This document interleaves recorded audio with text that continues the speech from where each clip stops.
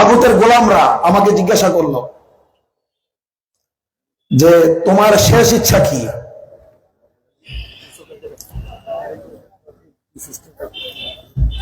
আমাকে জিজ্ঞাসা করলো কি তোমার শেষ ইচ্ছা কি?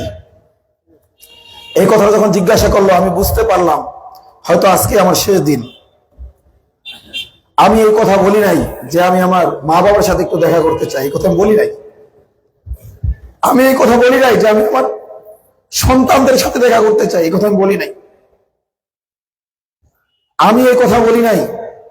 আসসালামু আলাইকুম রহমতুল্লাহ। প্রিয় দর্শক, আপনারা জানেন হাসিনা ফ্যাসিস্ট সরকার পালনের উপরে আমাদের বাংলাদেশ এক প্রকারে নতুন করে স্বাধীনতা পেয়েছে। নতুন করে স্বাধীনতা পাইলেও আমাদের বাংলাদেশ এখনো পরিপূর্ণ স্বাধীন হয়নি। এখনো সেই হাসিনার দালাল ফ্যাসিস্ট এখনো সেই দোসররা রয়ে গেছে। সেক্ষেত্রে অনেক ওলামা একরাম হাসিনার আমলে যারা যারা কারা নির্যাতিত ছিল তাদেরই একজন মুফতি আতাউর রহমান হজরতের মুখে গুরুত্বপূর্ণ তথ্য আপনারা জেনে আসলে আতঙ্কিত হবেন। কত বড় ভয়ঙ্কর এক মারাত্মক তথ্য সে দিয়েছে। যে আমি আসসালামু আলাইকুম রহমতুল্লাহ। হ্যাঁ ভাই, আমি বলেছিলাম আমার জীবনের শেষ ইচ্ছা আমি শাহেদ মুফতি জসিমউদ্দিন রহমানী সাহেবের সাথে একটু দেখা করতে চাই এবং কোলাকুলি করতে চাই। এবং আরো কয়েকজন আলেম যারা ইন্তেকাল করেছে তখন বেঁচে ছিলেন, তার মধ্যে আল্লামা দেলোয়ার হোসেন সাইদি সাহেব একজন আছেন। সাইদি সাহেবের হয়তো কিছু ভুল ফতুয়া ছিল, আমি জেনেছি তিনি সেগুলো প্রত্যাহার করার প্রতিজ্ঞা করেছিলেন বাইরে আসতে পারলে, কিন্তু খুনি হাসিনা ওনাকে বাইরে আসতে দেয় নাই। তাকে ডাক্তারের মাধ্যমে খুন করেছে খুনি হাসিনা, ইনজেকশনের মাধ্যমে। তো যাই হোক, তো আমি যাদের নাম নিয়েছিলাম প্রথমেই নিয়েছিলাম মুফতি জসিমউদ্দিন রহমানী হাফিজাহুল্লাহর নাম। এছাড়া যাদের নাম নিয়েছিলাম সবাই ইন্তেকাল করেছে। আল্লাহ তাআলা তাদের ভুল ত্রুটি ক্ষমা করুক, জান্নাত নসিব করুক এবং শায়েখ আল্লাহ নেক হায়াত দান করুক।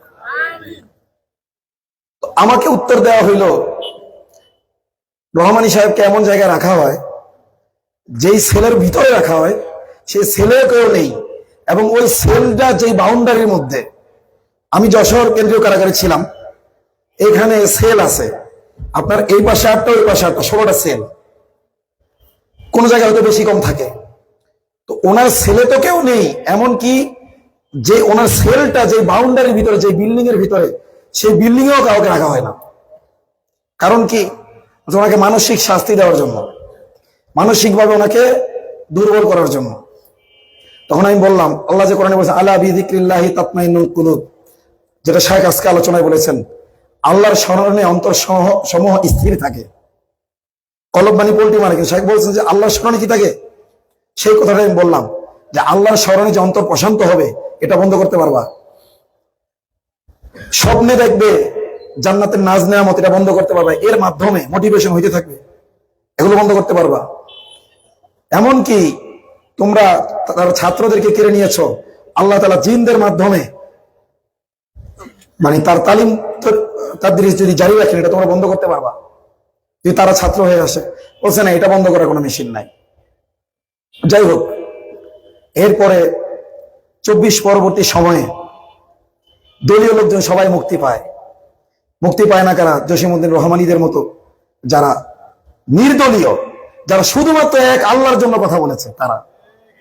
যশোর কেন্দ্রীয় কারাগারে যখন ছিলাম তখন অনেক কয়েদি ছিল, তারা বলতো ভাই আপনারা হয়তো 2 দিনের মেহমান, আপনাদের যে মামলা হয়তো মুক্তি পেয়ে যাবেন, একদিন মুক্তি পেয়ে যাবেন, আমাদের কথা একটু স্মরণ রাখেন। তখন বলতাম ইনশাআল্লাহ স্মরণ রাখবো। তখন তারা বলতো, অন্যরা বলতো না না না আপনি স্মরণ রাখতে পারবেন না, এই জেল গেট একটা গাছ আছে, ওই গাছের নিচে যাওয়ার সময় জেলখানার ভিতরে স্মৃতি মানুষ ভুলে যায়। তখন আমি বলেছিলাম ইনশাআল্লাহ বলবো না। জেলখানা থেকে আসার পরেই চেষ্টা করেছি ব্যক্তিগত উদ্যোগে বিভিন্ন দিনী ভাইকে উৎসাহিত করে বন্দীদের জন্য কিছু না কিছু করার, কিন্তু হাসিনার আমলে করার সুযোগটা কম ছিল। আমি যশোর জেলার বাইরে যেতে পারতাম না, কোথাও গেলেই আমার ব্যাপারে মানে তদন্ত শুরু হয়ে যেত কেন বাইরে গেলাম। যাই হোক, 24 পরবর্তী সময়েও দেখি মুফতি জসিমউদ্দিন রহমানীকে মুক্তি দিচ্ছেন। আমরা বুঝতে পারলাম, আমরা বুঝেছি। এমনকি চাচা এই চেক পোস্টে যখন আমি বক্তব্য দিয়েছিলাম, হাসিনার পলানোর মুহূর্তে, হাসিনার পলানোর সুসংবাদটা ছাত্র জনতা বলেছে হুজুর আপনি দেন, আলহামদুলিল্লাহ। কিন্তু ওই সময়ও কিছু বামপন্থীরা ছিল, হুজুর আপনার বক্তব্য দেওয়ার দরকার নাই, ভারত এটাকে মৌলবাদী আন্দোলন হিসেবে দেখাতে চাচ্ছে, আপনার মতো বেশভূষার একজন লোক এখানে কথা বলবে যে এখানে মৌলবাদীদের উত্থান হচ্ছে। তখন এখানে একটা ছেলে আছে, এই যে ছেলেটা, ও হুঙ্কার দিল, এই জুলাইয়ে তোমাদের 1000 জনের চাইতে বিক্রমপুরীর ভূমিকা অনেক বেশি।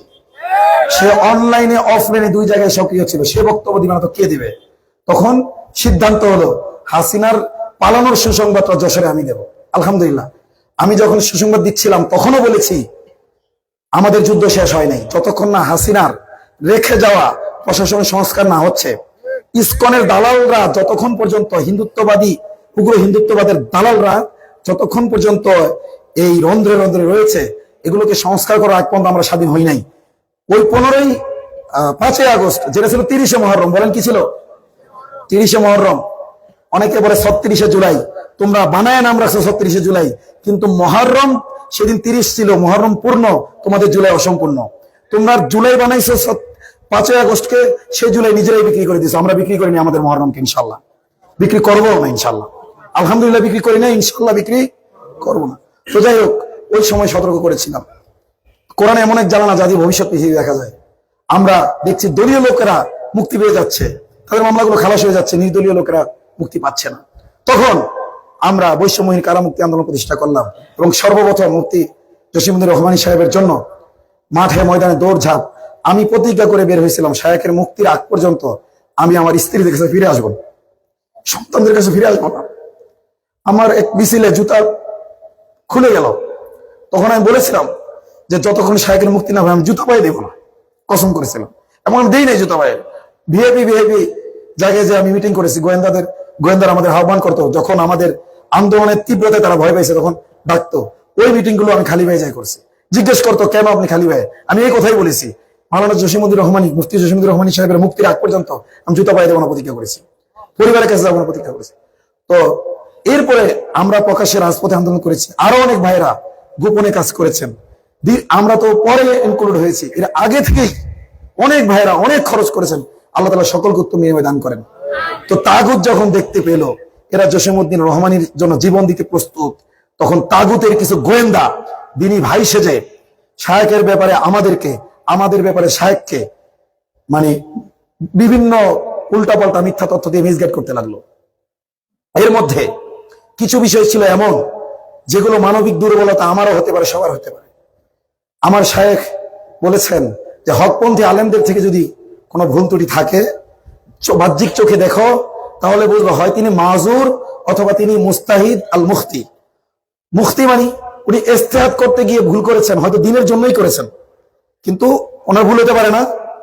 নগ্ন সমালোচনা করবা না, যাদের কোরবানি আছে তাদের।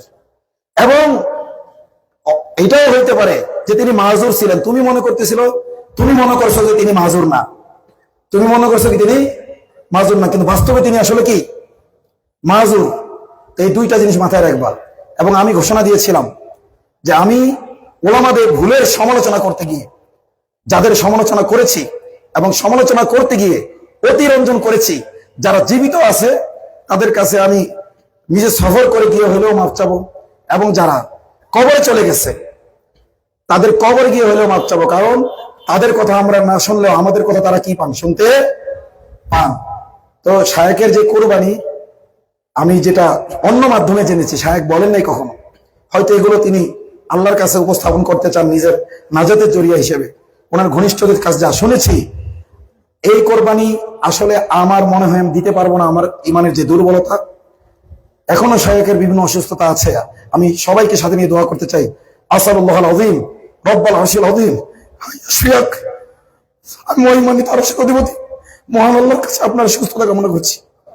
আসআলুল্লাহুল আযীম রব্বুল আরশিল আযীম আইয়াশফিয়াক, আসআলুল্লাহুল আযীম রব্বুল আরশিল আযীম আইয়াশফিয়াক, আসআলুল্লাহুল আযীম রব্বুল আরশিল আযীম আইয়াশফিয়াক, আসআলুল্লাহুল আযীম রব্বুল আরশিল আযীম আইয়াশফিয়াক, আসআলুল্লাহুল আযীম রব্বুল আরশিল আযীম আইয়াশফিয়াক, আসআলুল্লাহুল আযীম রব্বুল আরশিল আযীম আইয়াশফিয়াক, আমি বিশ্বাস করি হাদিসের উপর, গায়েবের উপর। রাসূল বলেছেন, যদি কোনো রোগে মৃত্যু লেখা না থাকে তাহলে অবশ্যই এই দোয়া 7 বার বললে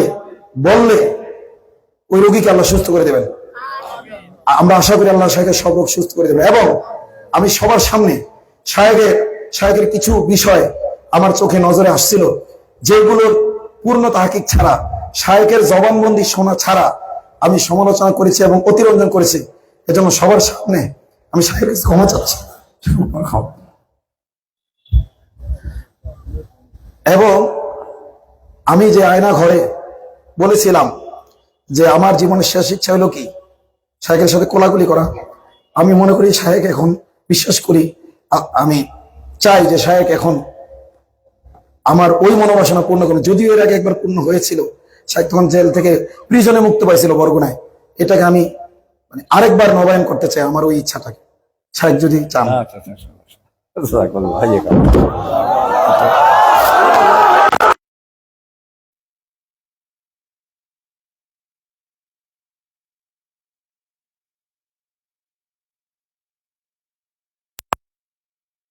শাহেকের জরুরত আছে, শাহেক যেতে পারেন। আচ্ছা তাহলে আচ্ছা দোয়া, আচ্ছা তাহলে একটু বসে, তাহলে শেষ করে দিই সংক্ষেপে। আচ্ছা, দ্বিতীয় যে বিষয়টা, আপনারা জানেন যে নাস্তিকরা যত উল্টাপাল্টা কথা বলুক, এগুলো মিডিয়া কি করে না, উল্টাপাল্টা হিসেবে প্রচার করে না।